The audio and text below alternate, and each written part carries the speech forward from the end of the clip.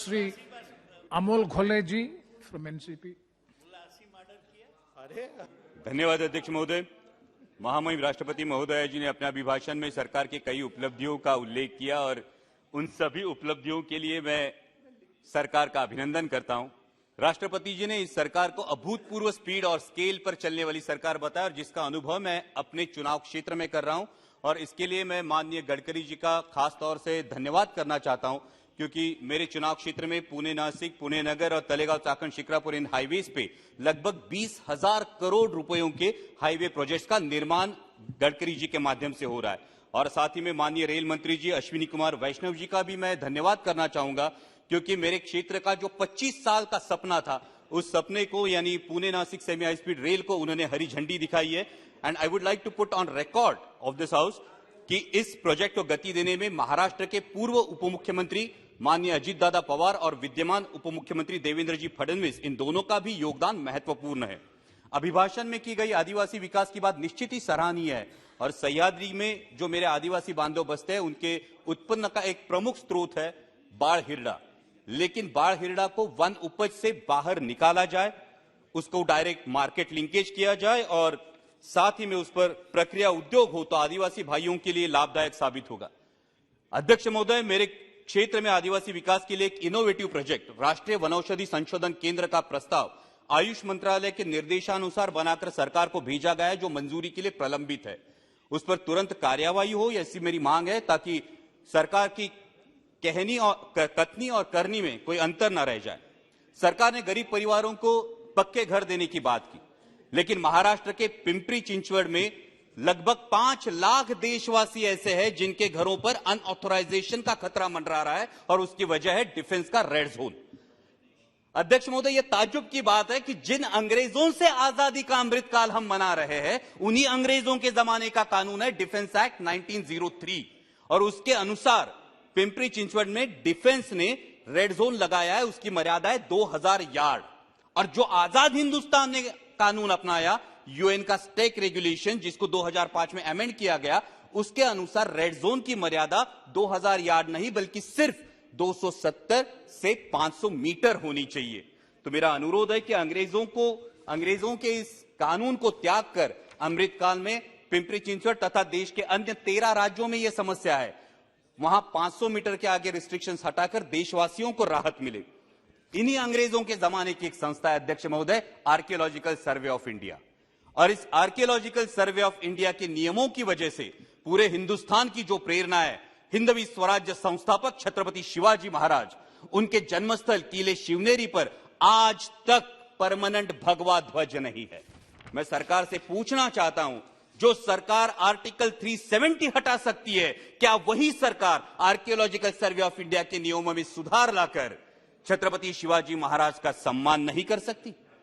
राष्ट्रपति महोदया ने पॉलिसी पैरालिसिस की बात की, लेकिन एक पॉलिसी पैरालिसिस पिछले 3-4 सालों से मैं अनुभव कर रहा हूं इस सदन में। मैं बार बार मांग कर रहा हूं कि बुल यानी बैल को non exhibiting non performing animal की सूची से हटाया जाए। अब यह भी अचरज की बात है कि हम गाय को माता मानते हैं, गाय को पूजते हैं और गोवंश की वृद्धि के लिए जो अत्यावश्यक है उस बैल को हमने शामिल कर रखा है बाघ, शेर, बंदर और भालू इनकी सूची में। और अध्यक्ष महोदय, बीफ एक्सपोर्ट में जो अपना देश 10वें पायदान पे था वो अभी 3रे पायदान पे गया है। तो क्या सरकार को इसमें अंतरराष्ट्रीय षड्यंत्र की बू नहीं आती? और यही वजह है कि बार बार जलीकट्टू, रेकला तथा महाराष्ट्र की शान बैलगाड़ा शर्यत पर पाबंदी लगाने के लिए इसी अंतरराष्ट्रीय षड्यंत्र के कुछ गुर्गे बार बार कोर्ट का दरवाजा खटखटाते हैं। हमारी संस्कृति, परंपरा तथा देशी गोवंश के रक्षण में बाधा उत्पन्न करने वाली इस पॉलिसी पैरालिसिस से बाहर आकर तुरंत बैल को non exhibiting non performing animal की सूची से हमें बाहर निकालना चाहिए। दूसरा एक पॉलिसी पैरालिसिस है जो महाराष्ट्र में एक बहुत बड़ा इशू है, क्योंकि राष्ट्रपति जी ने अपने अभिभाषण में किसानों की भलाई की बात की। एक बड़ा इशू है, वो है लेपर्ड की बढ़ती हुई संख्या। आज महाराष्ट्र में रात में 3 फेज लाइट नहीं है तो पानी देने के लिए किसानों को रात में जाना पड़ता है और आए दिन किसी न किसी किसान पर लेपर्ड का हमला होता है। और ये लेपर्ड के लिए जो ग्रास लैंड है ये हम तो अभी बना नहीं सकते, तो लेपर्ड्स के लिए एक पॉलिसी लाके उनके रिप्रोडक्शन कंट्रोल के बारे में प्रावधान होना चाहिए। राष्ट्रपति जी ने लोकतंत्र की जननी कहकर देश का सम्मान किया, लेकिन उसी लोकतंत्र में मेरे सहयोगी सांसद जो सामरिक दृष्टया अति महत्वपूर्ण लक्षद्वीप आइलैंड से चुनकर आए हैं, उन मोहम्मद फैजल जी के साथ होता अन्याय दुर्भाग्यपूर्ण है। एक सेशन कोर्ट वर्डिक्ट देता है और इमीडिएटली उनको डिस्क्वालीफाई किया जाता है और एक हफ्ते के अंदर, अध्यक्ष महोदय, सिर्फ एक हफ्ते के अंदर बाई इलेक्शन का नोटिस भी निकलता है।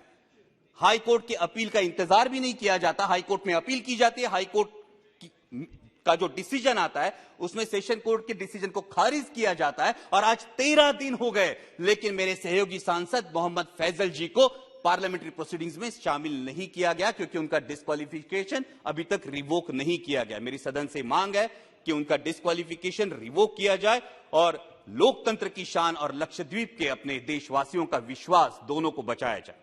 राष्ट्रपति जी ने अपने अभिभाषण में अर्थव्यवस्था विश्व में 5वें पायदान पर पहुंचने की बात की और हम सभी को गर्व है इस बात का, लेकिन हम मिडिल क्लास लोग हैं अध्यक्ष महोदय, 1 लाख करोड़ में एक पे कितने जीरो लगते हैं ये हमें पता नहीं, क्योंकि मेरे देश के 90% देशवासियों को सिर्फ इन सवालों से मतलब है कि आज पेट्रोल का दाम क्या है, आटे दाल का भाव क्या है, गैस सिलेंडर के दाम क्या है।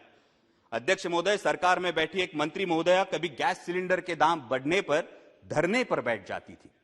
आज गैस सिलेंडर के दाम जब 1000 के पार हो गए तो क्या माननीय मंत्री महोदया भूल गई कि सास भी कभी बहू थी। अभी मेरे एक बहुत सीनियर सांसद सदस्य ने बहुत अच्छी पंक्तियां की, महंगाई नहीं खर्चे बढ़ रहे हैं। मैं उनसे यही कहना चाहता हूं, जनाब गुमराह मत कीजिए ये कहकर कि महंगाई नहीं खर्चे बढ़ रहे हैं।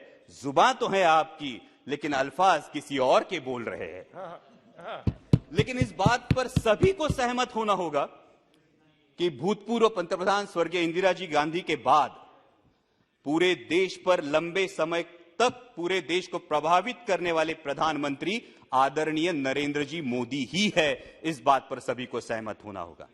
लेकिन अध्यक्ष महोदय, इतिहास गवाह है कि प्रभावी व्यक्तियों का नुकसान विरोधियों से ज्यादा उनके अनुयायी करते हैं। इस बात का इतिहास गवाह है और इसीलिए सोशल मीडिया के अंधभक्तों से और सवाल पूछने के बजाय अपने में मशगूल रहने वाले मीडिया के कुछ नुमाइंदों से सावधान रहने में ही देश हित है। राष्ट्रपति जी ने कहा कि देश विकास की ओर बहुत तेजी से बढ़ रहा है, लेकिन अध्यक्ष महोदय, वास्तविकता यह है कि उतनी ही तेजी से मेरे देश का माहौल बिगड़ रहा है। G20 की हम अध्यक्षता कर रहे हैं, ये गर्व की बात है। और G20 का लोगो देखिए तो बहुत ही प्यारा लोगो है, जिसमें हम विश्व को बता रहे हैं वसुधैव कुटुंबकम। मैं जिस चुनाव क्षेत्र से आता हूं वहां संत ज्ञानेश्वर जी की संजीवन समाधि है। संत ज्ञानेश्वर जी ने तो पसायदान करके आता विश्वात्मके लाहो जोजे वांछीलतो ते लाहो ये कहा है, लेकिन हम विश्व को बता रहे हैं वसुधैव कुटुंबकम, लेकिन अपने ही देश के लोगों को बता रहे हैं ये तुम्हारा मुल्क नहीं, इस पानी पर तुम्हारा अधिकार नहीं। अध्यक्ष महोदय, सभी को याद होगा बचपन में स्कूल में जाया करते तो 10 पैसे की लिमलेट की गोली खरीदते थे और 10 पैसे की लिमलेट की गोली शर्ट के कोने में पकड़ के दांतों से तोड़ के दोस्त को दिया करते थे। अध्यक्ष महोदय, तब फर्क नहीं पड़ता था दोस्त का नाम अमित है या अमजद। आज फर्क पड़ता है। तब फर्क नहीं पड़ता था दोस्त दलित है या सवर्ण, लेकिन आज फर्क पड़ता है। देश का माहौल बिगड़ रहा है क्योंकि हिंदू मुस्लिम के साथ साथ दलित और सवर्ण ये दरार भी बढ़ते हुई दिखाई देती है। कभी हाथरस जैसी घटना होती है, कहीं स्कूल के बच्चे ने सवर्णों का पानी पिया इसलिए उसको पीटा जाता है, मूछें बढ़ाई तो पिटाई, दलित दूल्हा घोड़ी पे बैठा तो आपत्ति। किस विकास की दिशा में जा रहे हैं आप? हर किसी को अध्यक्ष महोदय अपने धर्म पर अभिमान होना लाजमी। 1 मिनट सर, लास्ट। हर किसी को धर्म पर अभिमान होना लाजमी है, लेकिन धार्मिक अभिमान जब धार्मिक उन्माद पर उतर आता है तो इस अमृत काल में जो हलाहल पैदा होगा उसकी जिम्मेदारी कौन लेगा, उसके परिणाम कौन भुगतेगा। राष्ट्रपति जी ने अपने अभिभाषण में जो सपना दिखा है वो सच होने के लिए हर देशवासी को यह समझना होगा अध्यक्ष महोदय कि ये देश सिर्फ 38% वोट बटोरने वाली किसी एक राजनीतिक पार्टी का नहीं, बाकी 62% देशवासियों का भी है। इस सच का सम्मान हो। भगवे से किसी को परहेज नहीं और होना भी नहीं चाहिए, लेकिन भगवा तिरंगे में से एक रंग है, इसी का सबको एहसास हो। दहलीज के अंदर कोई ईश्वर, अल्लाह, यीशु किसी की भी उपासना करे, दहलीज के बाहर कदम रखते ही वो सिर्फ और सिर्फ भारतीय हो। पंथ प्रांत और धर्म से जुड़ी भावनाओं का जरूर सम्मान करे, लेकिन हर देशवासी की सर्वोच्च भावना राष्ट्र प्रथम हो। तभी अमृतकाल का अमृत अंतिम पंक्ति में खड़े अंतिम व्यक्ति तक पहुंचेगा। डाल डाल पर फिर सोने की चिड़िया का बसेरा होगा और इस अमृतकाल में मेरा राष्ट्र विश्व की महाशक्ति बनकर उभरेगा। जय हिंद, धन्यवाद। Thank you. Srimati Dimple Yadav ji.